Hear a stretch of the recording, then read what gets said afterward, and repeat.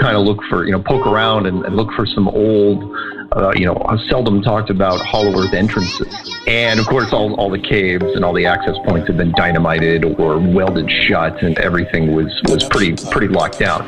Again, he's former FBI agent, and he is the X-Man, is what he's known as. He said, I want to come back and talk to you about Antarctica and all the heads of state that are going there. And we're like, what's going on down there? We got to find out. So he gets to Antarctica, and long story short, they discover there in Antarctica. Now, this is in 1998, right? They discover there's bases under the ice. But then they found that there was this huge magnetic anomaly down there. But the magnetic anomaly is consistent with basically a 50-mile wide city, a metropolis down there. Wow. Of course, he teaches in the public school system, so if he started talking about this, from what I found out from a geometry teacher friend of mine, that you can lose your job over this one. We'll assume it's U.S. military, but we don't know for sure. But satellites over Antarctica discovered something under the ice, and it was a huge something. It was gigantic. We still don't know what it is. They still won't discuss it. It causes magnetic disturbances. The first territorial incursion committed by the Nazi Party in 1939, their takeover of Norwegian sovereign territory at the northern tip of Antarctica. But why? What were the Nazis looking for? I get an order from the Pentagon to report to the Chief of Research and Development. I walked into General Trudeau's office. Then he gave me an order. He said, Phil, watch things for me. The rest don't understand. The fallen angels being locked away beneath the ice in Antarctica. There's not very many people that go to Antarctica. For some reason, that's just the land that nobody touches. But why would he, at the age of 86, go to the Antarctic? It had to be something monumental. It had to be something that's really something that would change everything. Sometimes we use robots in the plants. Some of the plants we have are 50 or 60 acres under roof. We have a section of the plant we call recon, which is recontainerization. Stuff comes in from the train or comes in on we turned into like a journey to the center of the earth type thing, where there was actual physical entrance at the North Pole, and he went inside it and saw it, the land that time forgot. If you want to know how many residents it has as its population, the official count is an average of only 5,000 temporary residents. That's all the scientific community Military bases, alien bases, there's a laboratory there, there's, an entire situation going on of contact between the human race and an alien race. And then, of course, the congressional committee went down there, and that's when rumors began about this Antarctica city having been discovered. The city was a city that was flash frozen around the time of the Great Flood. It's covered by a molten glass dome. There are waters above that dome. The Earth is, a disc, not a ball.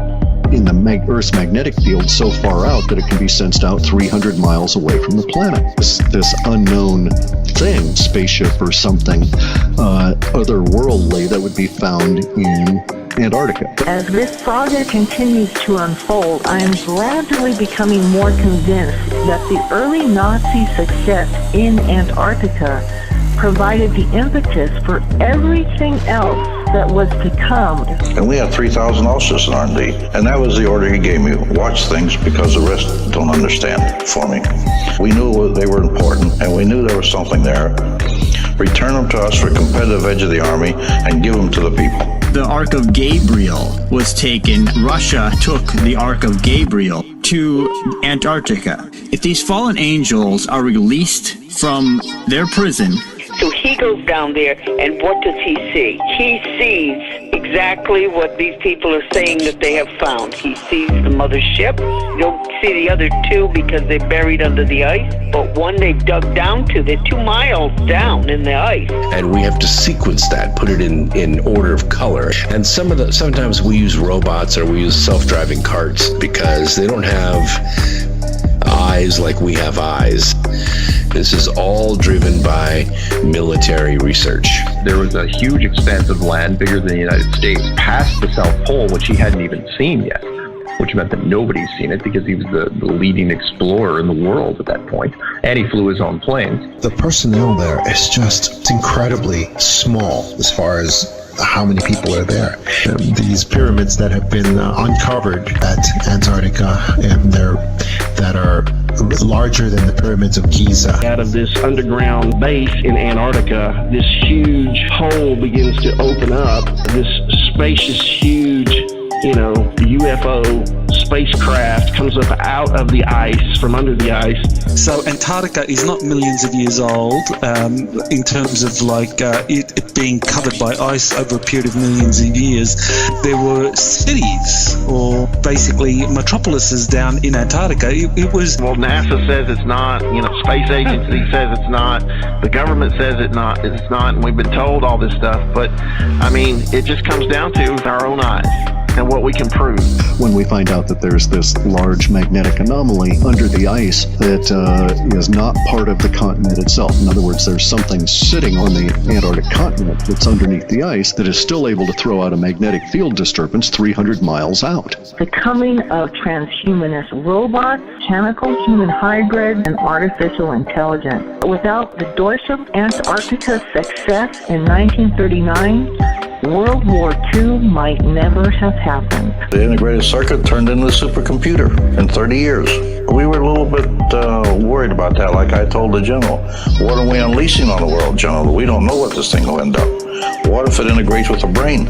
In the end times, these fallen angels are probably pretty angry since they've been trapped. They're trapped in Antarctica. They're probably pretty angry that they've been trapped for so long. He sees that. He realizes that these are aliens. It was aliens who helped us advance. It were alien beings that were coming down from the sky in these wheels that the Bible talks about. Humans have 120 degrees of peripheral vision, and we can run as fast as 25 miles an hour at an oblique angle to that moving object and catch it midair in a glove. The entire Antarctic continent was made out of resource-rich materials, and nations could be squabbling over this thing for years and years to come. You can ignore a lot of stuff, but you can't ignore conspiracies that are bigger than money. Now, one thing that Lima and Google Earth have in common, is that